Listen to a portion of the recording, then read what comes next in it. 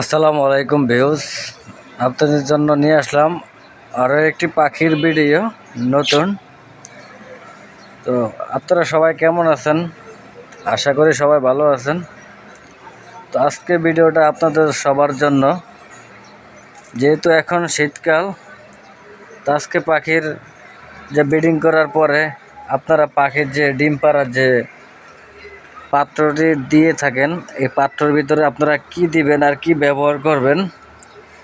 যেহেতু এখন প্রচুর পরিমাণ শীতকাল, তো পাখিগুলা যে ডিম দিলে ডিমে খুব সুন্দরভাবে ডিমগুলাতে যেন তা দিতে পারে আর ডিমগুলা যেন গরম থাকে, তো আপনারা কি ব্যবহার করবেন সেই ডিমের যে পাত্রটায়, তো সেই বিষয়ে আজকে আলাপ আলোচনা করব।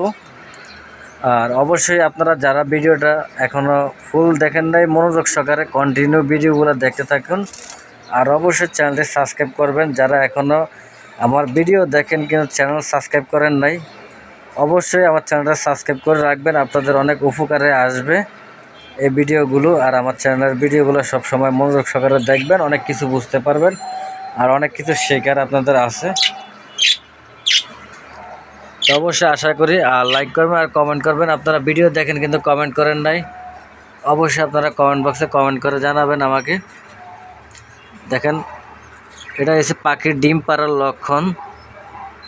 যে ডায়মন্ড আপ ঘুঘু পাখির ডিম পাড়ার লক্ষণ দেখলে আপনারা যখন পাখিগুলো প্রাপ্তবয়স্ক হবে, ঠিক এরকমই যে কিছুক্ষণ আগে দেখেছিলেন যে পাখিটা যেরকম করতেছে, যে ন্যাঞ্জাল নাড়িয়ে নাড়িয়ে যে মেল পাখিটা ফিমেল পাখিটাকে আকর্ষণীয় করছে, এটা হচ্ছে ডিম পাড়ার লক্ষণ।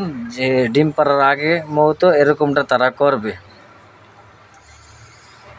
তো আপনারা এই বিষয়গুলো খেয়াল রাখবেন, যারা এখনও ডায়মন্ড আপ ঘুঘু পাখি পালেন নাই, যে নতুন কিনেছেন বা পাখি পালন করতে চাচ্ছেন নতুন করে, তো তাদের ক্ষেত্রে অনেকে এরকমটা বা জানেন না বা চিনবেন না। তো আমার এই ইউটিউবে আপনারা প্রত্যেকটা ভিডিও পেয়ে যাবেন, বা চাইলে আপনারা আমার ইউটিউব চ্যানেলে ঢুকে সবগুলো ভিডিও আপনারা দেখে তারপরে আপনারা পাখি পালন করতে পারেন, খুব সুন্দর হবে, ভালো হবে। তো এই যে দেখেন, যে এটা হচ্ছে মেল পাখিটা আর এই যে নিচে ফিমেল পাখিটা। তো এই যে ফিমেল পাখিটা, তো এটা থেকে একটা ডিম ছিল। তো ওই ডিমটা তাদের যে একটু যে ঠান্ডা ছিল, 2-3 দিন যে ঠান্ডা, তো ঠান্ডার কারণে পাখিগুলো একটু উড়াউড়ি বেশি করছিল, করার পরে একটা ডিম একটু তাদের যে নখের লাগে পাটল ধরে ডিমটা একটু ভেঙে গেছে। তো ডিমটা আমি বের করে ফেলেছি, কারণ ডিমটার তা দিবে না, ডিমটা বাচ্চা দেবে না, এখন আবার নতুন করে আবার ডিম দেবে। তো আপনাদের ক্ষেত্রে যদি এরকমটা যদি হয় যে ডিম ভেঙে গেলে, তখন আপনারা এই ডিমগুলা মানে ফেলে দেবেন, ওখান থেকে ডিমগুলা উঠিয়ে নিয়ে ভালো করে আবার দিয়ে রাখবেন অন্য কিছু, কিন্তু ডিম দিবেন না যে ডিমটা পাটল ধরেছে, যে ডিমটা ভেঙে গেছে ওই ডিমটা দেবেন না, ওই ডিমটা আপনারা ফেলে দেবেন ওখান থেকে। তা আবার পাখি নতুন করে ব্রিডিং করে আবারও ডিম দেবে, দেখবেন ইনশাল্লাহ আর কোনো ধরনের কোনো সমস্যা নাই।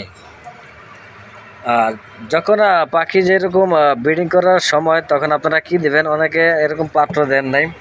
তা আপনারা যখন পাখিগুলা এরকম কিছুক্ষণ আগে দেখছেন যে মেল পাখিটা নেচে নেচে আকর্ষণ করছে ফিমেল পাখিটাকে যে ব্রিডিং করার জন্য, এরকমটা যদি আপনারা দেখেন, তাহলে আপনারা এরকম যে পাখি যখন ডিম পারে, এই ডিম পাড়া একটা পাত্র বসে দেবেন, বসিয়ে দিয়ে তারপরে আপনারা এই যে যেহেতু শীতের সিজন এখন, যে পাটের যে বস্তাগুলো দেখছেন, এই যে আমার এখান থেকে পাটের বস্তা, এখান থেকে আগে ছোট একটা টুকরো করে কাটবেন, কাইটা যে পাত্রটাতে ডিম পাড়ার জন্য করে ওই পাত্রটাতে আপনারা একটা বিছিয়ে দিবেন।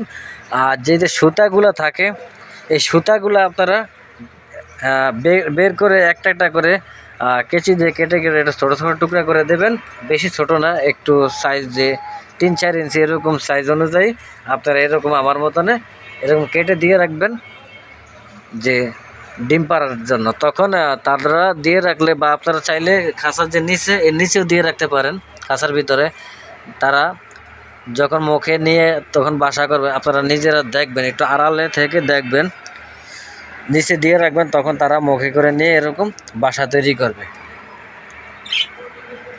তো বাসা তৈরি করার পরে দেখবেন যে 1 সপ্তাহের ভিতরে আপনার পাখি ঘুঘু পাখিগুলো ডিম দিয়ে দিয়েছে। এই যে আমার এটা দেখেন কত সুন্দর করে বসে আছে, তাদের ব্রিডিং হয়ে গেছে। তো ডিম পাড়ার সময় হয়ে গেছে, একটু তারা একটু মস্তি করে। তো আমি তাদেরকে নতুন করে আবার করে দিয়েছি, তাদের যে বাসাটা পরিষ্কার করে।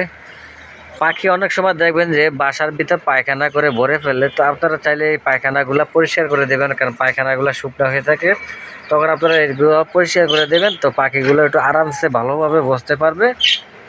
তো এই বিষয়ে আপনারা খেয়াল রাখবেন। তো আমি দেখেন পরিষ্কার করেছি প্রত্যেকটা টেরিটুরি, একটা টেরির ভিতরে কোনো ময়লাটা আবর্জনা নাই, প্রত্যেকটা সব টেরি মেরি যা আছে আমি সব কিছু পরিষ্কার করে দিয়েছি। ইনশাল্লাহ আমার পাখিগুলো সুন্দর করে কয়েকদিন ভিতরে ডিম দেবে। আর ওই যে ওটাতে একটা বাচ্চা আছে, বাচ্চাটা মোটামুটি মাশাআল্লাহ একটু বড় হয়ে গেছে। দুইটা বাচ্চা ছিল, একটা বাচ্চা মরে গেছে বাজি ফুটানোর কারণে। নতুন বছর উপলক্ষে বাজি ফুটাইছে আমার বাসার নিচে, তো বিকট শব্দ হয়েছে অনেক, এই কারণে পাখিটা একটু অসুস্থ হওয়ার দেওয়ার পরে মারা গেছে সকালবেলা। তো এখানে একটা বাচ্চা আছে, একটা বাচ্চা রয়ে গেছে। আর এখানে যে তিনটা বাচ্চা আছে, তিনটা বাচ্চা এখন মাশাআল্লাহ অ্যাডাল্ট হয়ে গেছে। এদের থেকে আবার আমি কয়েকদিন বা এক দেড় মাস পরে এদের থেকে আবার আমি ব্রিডিং করে এদেরকে আবার বাচ্চা নেবো, এদের থেকে ডিম বাচ্চা করাবো এদেরকে। আর যদি কেউ নিতে চান অবশ্যই নিতে পারবেন। তারপরে এই যে এখানে বাজিকার পাখি আছে, লুটিনো বাজিকার, এটা ডিম নিয়ে বসে আছে, তিনটা ডিম দিয়েছে, তিনটা ডিম নিয়ে বসে আছে। ওই যে আর এই তিনটা ডিম দিয়েছে, 6টা 7টা 8টা ডিম দেয় এই পাখিগুলো। তো এখনও 3টা ডিম দিয়েছে, হয়তো আজকে একটা পারবে, পাখির পেটে ডিম আছে। তো আমার এই জাতটা খুব ভালো জাত, আর পাখিগুলোর কোয়ালিটি খুব ভালো, বড় জাতের, দোনোটা পাখি খুব বড় জাতের। আর এটার সাথে যে মেলটা দিয়েছি এটা দেখেন অস্ট্রেলিয়ান জাতের, খুব বড় জাতের পাখি এটা খুব ভালো, এটা পাখি খুব ভালো ব্রিডিং করে আর ডিম বাচ্চা খুব ভালো করে। আর আগের বার আপনারা দেখছেন আমার এখানে 4টা বাচ্চা হয়েছে, 4টা বাচ্চাতে খুব ভালো পরিমাণ বাচ্চাগুলো অনেক বড় বড় সাইজ হয়েছে মাশাআল্লাহ দিলে। ওই দেখেন ডিমগুলো দেখা যাচ্ছে, ডিমগুলো ঠিক করে ডিমে তা দেওয়ার চেষ্টা করছে মাশাআল্লাহ। আর বাজিগার ডিম কতদিনে ফুটে অবশ্যই নেক্সট ভিডিওতে আবার বলে দেব। আজকে এই পর্যন্ত, সবাই ভালো থাকবেন, সুস্থ থাকবেন। আর অনেকে জানেন না যে ডায়মন্ড অফ ঘু পাখির ডিম কতদিনে ফুটে, 1 থেকে কত দিনে। তো আমি নেক্সট ভিডিওতে আবারও বলে দেবো আপনাদেরকে যে যে লাভ বার্ডের ডিম, তারপরে ককাটেলের ডিম, বাজিগার পাখির ডিম, ডায়মন্ড অফ ঘু পাখির ডিম কতদিনে ফুটে নেক্সট ভিডিওতে দেখা হবে আবার ইনশাআল্লাহ।